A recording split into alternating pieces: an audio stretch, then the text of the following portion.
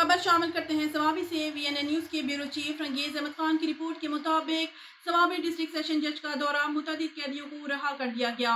आज district session जज Mohammad Abdul Rauf Khan, additional district session जज जवेरिया सरताज साहिबा, सीनियर सिविल जज एडमिन मोहम्मद इरफान ने chief justice Khyber Pakhtunkhwa justice Musarrat Hilali साहिबा की हिदायत पर सवाबी जेल का तफसीली दौरा किया।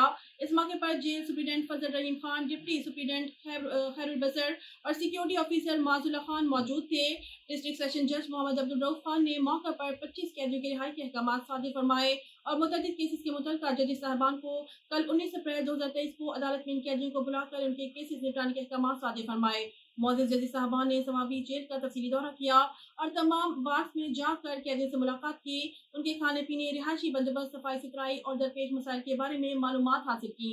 जेल इंतजामिया ने जज साहिबान के इस दौरे को ईद उल फितर क़यामत पर 25 कैदियों की रिहाई के इस फैसले को सराहते हुए उनका शुक्रिया अदा किया।